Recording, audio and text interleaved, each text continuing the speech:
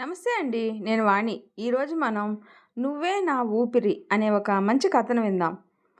పసిడి మేని ఛాయతో, పెద్ద పెద్ద కళ్ళతో, కోటేరు లాంటి ముక్కు, చెర్రీస్ లాంటి ఎర్రటి పెదవులు, తాచుపాము లాంటి పొడవైన జడ, గుండ్రటి ముఖార విందంతో అజంతా శిల్పంలా ఉంది ఆరాధ్య.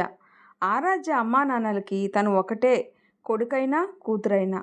అందువల్ల ఆరాధ్య పుట్టినప్పటి నుండి నేటి వరకు తన తల్లిదండ్రులిద్దరూ ఎంతో అపురూపంగా, ప్రేమగా తను కోరింది కాదు, లేదు అనకుండా అందించి ఒక చిన్న సైజు ప్రిన్సెస్లా చూసుకుంటూ ఉంటారు.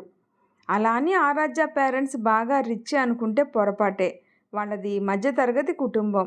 బట్టల షాప్ పెట్టుకొని భార్యాభర్తలిద్దరూ ఆ షాప్ చూసుకుంటూ అందులో వచ్చే ఆదాయంతోనే ఇంటిని చక్కబెట్టుకుంటూ ఆరాధ్యని రాణిలా చూసుకునేవారు. ఆరాధ్యని ఎప్పుడు వాళ్ళు అది చెయ్యొద్దు, ఇది చెయ్యొద్దు అని, అక్కడికి వెళ్ళకూడదు, ఇక్కడికి వెళ్ళకూడదు అని ఎప్పుడు వారు అనేవారే కాదు. ఆరాధ్యకి ఫుల్ ఫ్రీడమ్ ఇచ్చేవారు. అలా తల్లిదండ్రులు అంత స్వేచ్ఛ ఇచ్చారు కదా, నేను ఏదైనా చేసేయొచ్చు అని ఆరాధ్య ఏ రోజు అనుకోలేదు. అమ్మా నాన్నలు ఇచ్చిన ఫ్రీడమ్ని దుర్వినియోగం చేయలేదు. ఎవరితో ఎంత చనువుగా ఉండాలో అంతలోనే ఉంటూ, బుద్ధిగా చదువుకుంటూ, తోటి వాళ్ళకి చేతనైనంత సాయం చేస్తూ సంతోషంగా తన కుటుంబంతో కాలం గడుపుతూ ఉంటుంది. అలా సాఫీగా గడిచిపోతున్న సమయంలో వచ్చాడు ఆరాధ్య జీవితంలోకి ఒక అబ్బాయి. అతనే సాగర్. ఆరాధ్య కాలేజీలోనే జాయిన్ అయ్యాడు. 6 అడుగుల ఎత్తు, ఎత్తుకు తగ్గ లావు, మంచి రంగు. అతని సిక్స్ ప్యాక్ స్పష్టంగా కనిపిస్తుంది. మజిల్స్ ఓ షేప్లో చూడగానే ఆకర్షించేలా దృఢంగా ఉంటాయి. ఒక రకంగా చెప్పాలి అంటే సాగర్ ఆరాధ్య కంటే ఎక్కువ అందగాడన్నమాట. అందానికి మించి అందమైన మంచి మనసున్నవాడు. అది సాగర్ కాలేజీలో జాయిన్ అయిన కొద్ది రోజుల్లోనే తెలుసుకుంది ఆరాధ్య.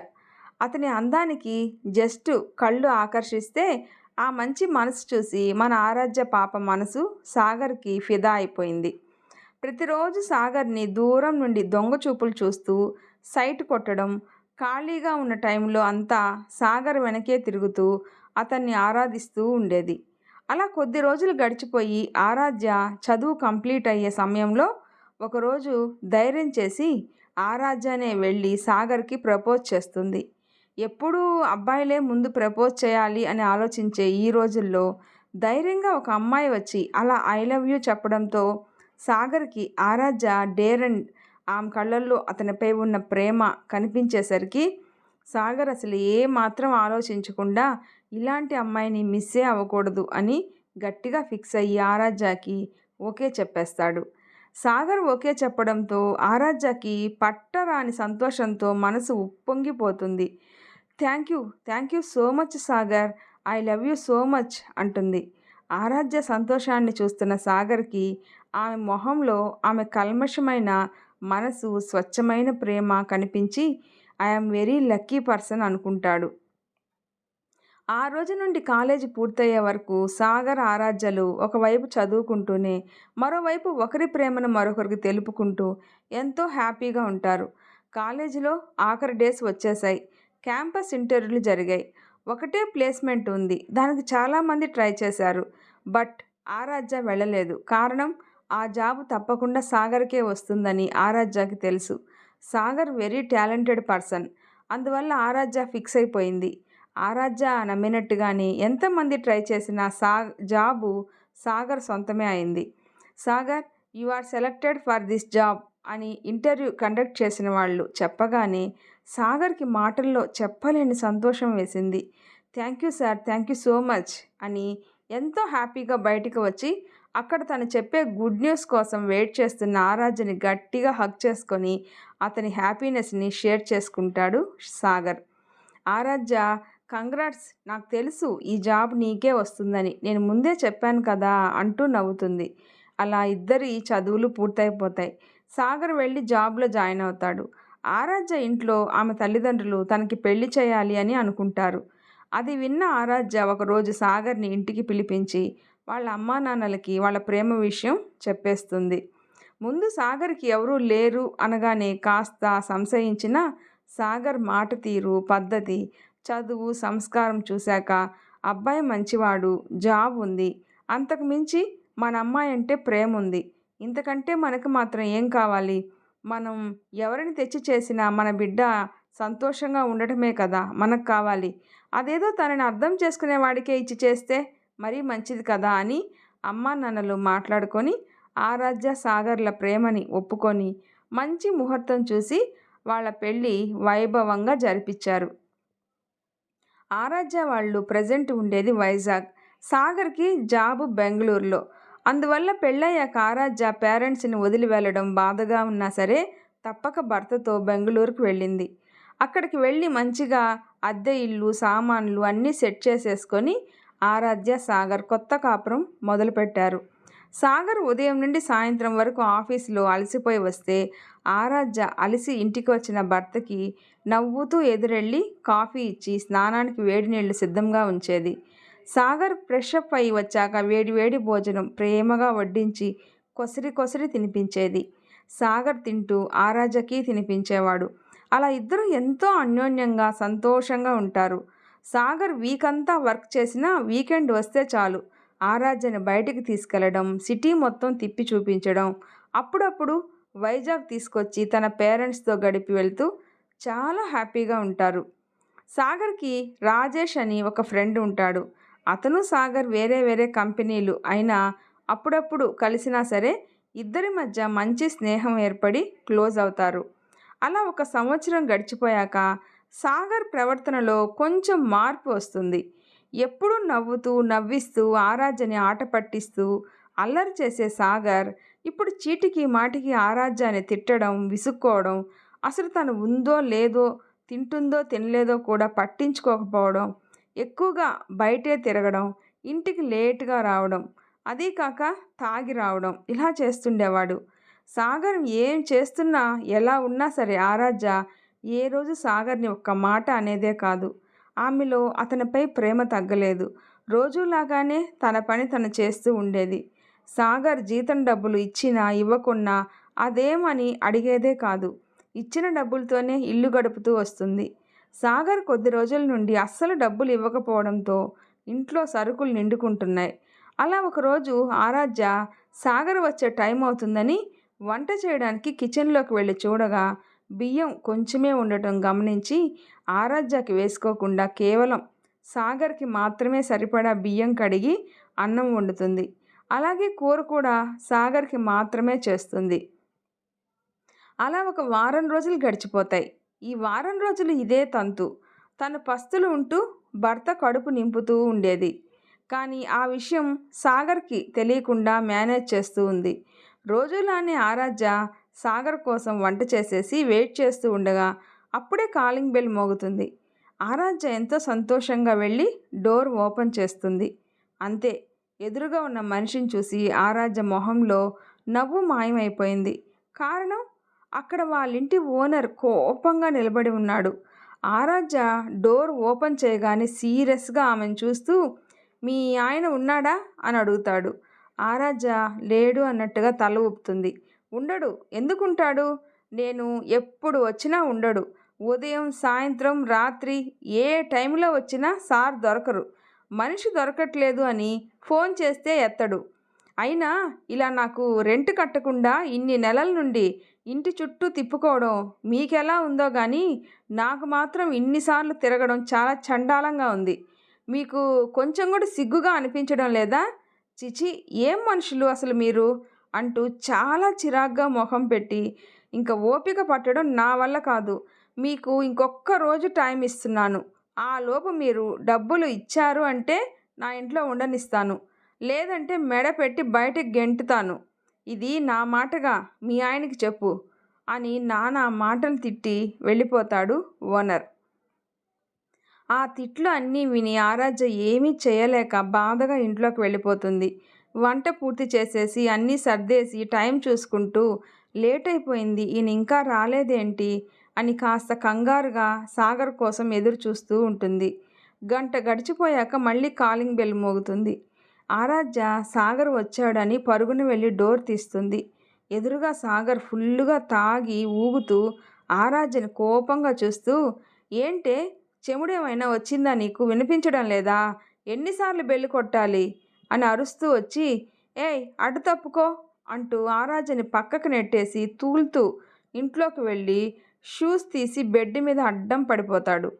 భర్త మళ్ళీ తాగి వచ్చినందుకు బాధగా ఉన్నా అన్నం తినకుండా పడుకున్నాడు అని పరుగున వంటింట్లోకి వెళ్ళి భోజనం ప్లేట్లో పెట్టుకొని నీళ్ళ గ్లాస్ తీసుకొని వచ్చి సాగర్ ముందు టీపాయ్ మీద పెట్టి ఏవండి ఏవండి అని పిలుస్తుంది చిన్నగా. పడుకుని ఉన్న సాగర్ ఏంటే నీ గోల, పడుకోనివ్వవా అని అరుస్తాడు గట్టిగా. అది కాదండి, కొంచెం తినేసి పడుకోండి అని మెల్లిగా చెప్పగా హా అంటూ పైకి లేచి కూర్చొని ఏయ్ చెయ్యెక్కడ కడుక్కోవాలే అని అడుగుతాడు. ఆరాధ్య వెంటనే కిచెన్లోకి పరిగెత్తి ఒక గిన్నె తీసుకుని వచ్చి సాగర్ చెయ్యి అందులో పెట్టి నీళ్లు పోస్తూ కడుక్కోమని చెప్తుంది.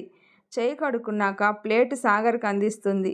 సాగర్ ప్లేట్ తీసుకొని అన్నం కూర కలిపి ఒక్క ముద్ద నోట్లో పెట్టుకొని మొహమంతా వికారంగా పెట్టి ఇదొక భోజనం, దీన్ని నేను తినాలి, కూర చేయడం కూడా చేత కాదు, పెద్ద ఏదో కుక్కులా వంట చేస్తుంది, కాదు కాదు పెంట చేస్తుంది, దీని కుక్కలు కూడా తినవు, నేనెలా తింటానే, నీ చెత్త వంట నాకేం వద్దు, వెళ్ళు అవతలకి అంటూ గిన్నెలో చేయి కడిగేసుకొని పడుకుండిపోతాడు.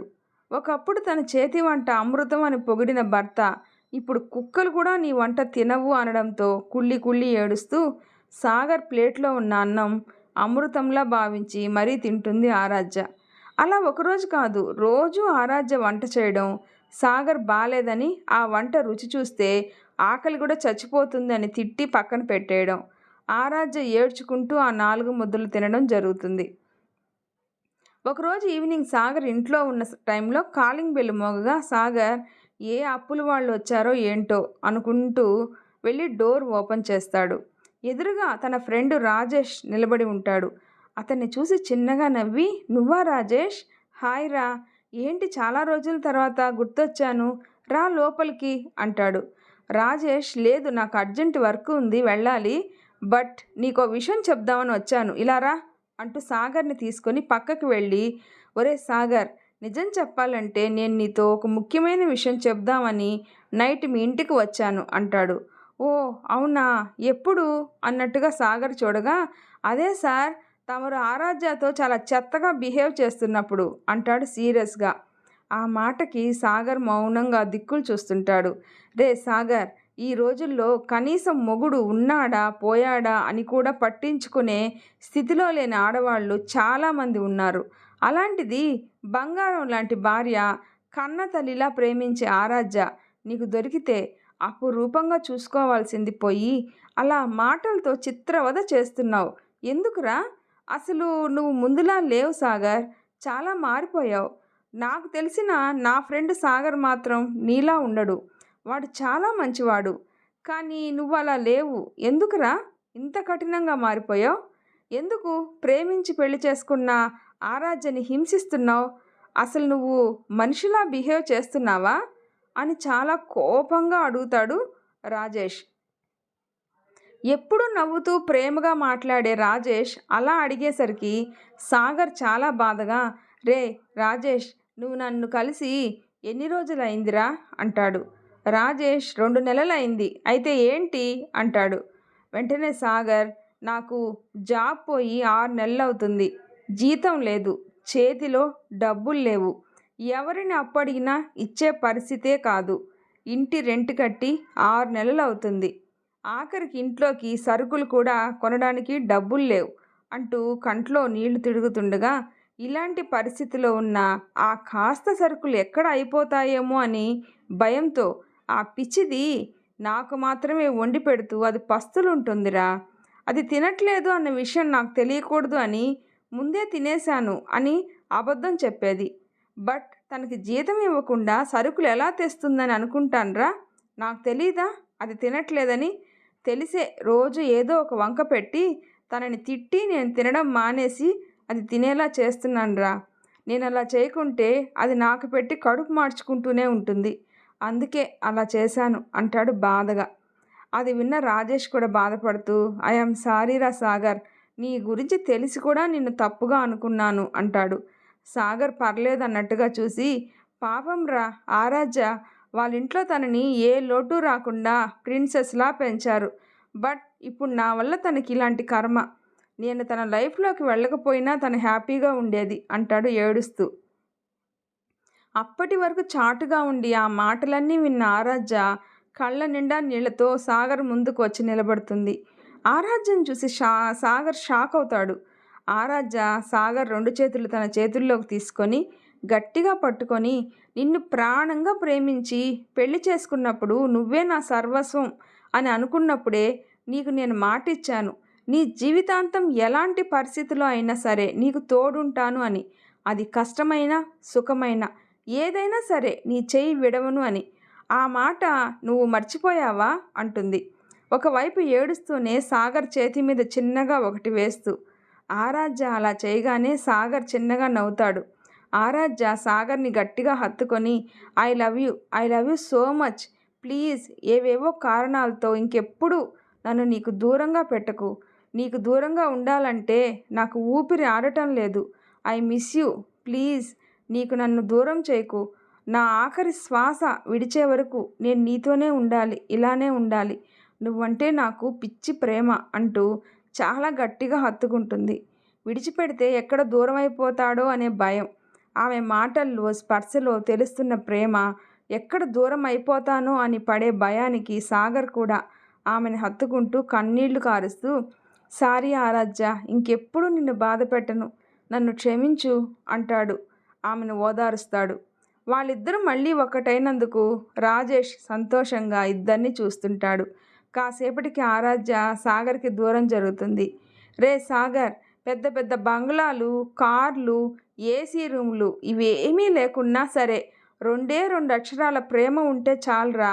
ఏ ప్రేమికులైనా భార్యాభర్తలైనా నిండు నూరేళ్ళు ఆనందంగా బతికేయచ్చు అంటూ, మీ ఇద్దరి మధ్య ఉన్న ప్రేమను చూస్తుంటే నాకు అసూయగా ఉంది. నాకొచ్చే భార్య ఇందులో సగం ప్రేమ చూపించినా నేను హ్యాపీ అంటాడు నవ్వుతూ. ఆ మాటకి సాగర్ ఆరాధ్యాలు కూడా నవ్వేస్తారు. రాజేష్, నువ్వేదో ఇంపార్టెంట్ మ్యాటర్ చెప్పాలన్నావు, ఏంటిది అని అంటాడు సాగర్. రాజేష్ నవ్వుతూ, ఏం లేదు, మా కంపెనీలో జాబ్ వేకెన్సీ ఉంటే నీ రెజ్యూమ్ సెండ్ చేశా.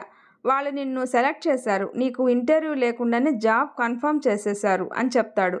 అంతే. ఆ మాట విన్న సాగర్ ముందు సంతోషించిన వెంటనే, రే అసలు నేను నీకు జాబ్ పోయిన విషయం చెప్పలేదుగా, మరి జాబ్ ఎలా అని ఆశ్చర్యంగా అడుగుతాడు. తమరు మాతో చెప్పకుంటే మేము తెలుసుకోలేమా ఏంటి అంటాడు. అప్పుడు సాగర్ అదే ఎలారా అనగా, ఏముంది, నిన్న తమరి వేషాలు చూశాక నైట్ ఆరాధ్యకి కాల్ చేసి విషయం ఏంటి అని అడిగా. తమరి బిహేవియర్ మొత్తం చెప్పి, అన్నయ్య ఏదో అయింది, నాకు ఆయన చెప్పట్లేదు కానీ నా సాగర్ అలాంటి వాడు కాదు, నాపై చూపించే కోపం నిజం కాదు, నువ్వే నిజం తెలుసుకో అని చెప్పింది. ఇంకా నేను ఎంక్వైరీ చేయగా తెలిసింది తమరి జాబ్ పోయి ఇన్ని వేషాలు వేస్తున్నావు అని. అందుకే మా హెచ్ఆర్తో మాట్లాడి జాబ్ సెట్ చేశా అని క్లారిటీ ఇచ్చేస్తాడు. అంతే. సాగర్ ఆ మాట విన్న వెంటనే ఆరాధ్య రాజేష్ ఇద్దరిని కలిపి హక్ చేసుకొని సంతోషంతో చూస్తూ, థ్యాంక్స్ రా, థ్యాంక్స్ ఎ లాట్, నా గురించి ఇంతలా ఆలోచించావు, చాలా చేసావు, నేనిప్పుడు ఏమీ చెప్పలేకపోతున్నాను. ఈరోజు ప్రపంచంలో నాకంటే లక్కీ పర్సన్ ఎవరూ లేరు అన్నట్టుగా ప్రాణంగా ప్రేమించే భార్య, అంతే ప్రేమించే స్నేహితుడు, ఇంతకంటే ఇంకేం కావాలి నా జీవితానికి. I am feel very happy అంటాడు. సర్లే చాలు ఆపు, ఇంకా ఇందులో నేను చేసింది ఏం లేదు కానీ ఇంక నుండైనా చెల్లెమ్మని బాధ పెట్టకుండా ప్రేమగా చూసుకో అంటాడు రాజేష్. సాగర్ ఆరాధ్య చుట్టూ చెయ్యేసి, ఇలాంటి పొరపాటు మళ్ళీ జరగనివ్వను అంటాడు నమ్మకంగా. That's good, this is my friend అంటాడు రాజేష్. ఆ మాటకి ముగ్గురు నవ్వుకోగా ఆరాధ్య, అయ్యో అన్నయ్యని బయటే ఉంచి మాట్లాడేస్తున్నాం, లోపలికి రండి, కాఫీ తాగుతూ మాట్లాడుకుందాం అంటుంది. రే పద లోపలికి అంటాడు సాగర్. పదండి అంటూ ముగ్గురు లోపలికి వెళ్తారు. ఆరాధ్య కాఫీ తెచ్చిస్తుంది. తాగుతూ ఫ్రెండ్స్ సరదాగా కాసేపు మాట్లాడుకుంటారు. రాజేష్, ఓకేరా, ఇక నేను వెళ్తా, రేపటి నుండి ఆఫీస్కి వచ్చాయి అని బాయ్ చెప్పి వెళ్ళిపోతాడు. నెక్స్ట్ డే నుండి సాగర్ మళ్ళీ జాబ్కి వెళ్ళడం స్టార్ట్ చేస్తాడు. ఇంటికి రెంట్ కట్టేస్తాడు, అన్ని సరుకులు తెచ్చేస్తాడు. ఆ రోజు నుండి ఆరాధ్యాని ముందు కంటే ఇంకా ఎక్కువ ప్రేమగా చూసుకుంటూ, ఆమె ప్రేమలో అతను, అతని ప్రేమలో ఆమె కరిగిపోతూ సంతోషంగా జీవిస్తారు. జీవితంలో ఎన్ని కష్ట నష్టాలు వచ్చినా సరే నిజమైన ప్రేమ ఉన్న భార్యాభర్తలు ఎప్పటికీ విడిపోరు. ఈ స్టోరీ మీకు నచ్చినట్లయితే ప్లీజ్ లైక్ చేసి షేర్ చేయండి, సబ్స్క్రైబ్ చేసుకోండి. స్టోరీ ఎలా ఉందో తప్పకుండా కామెంట్ చేయండి. Thanks for listening.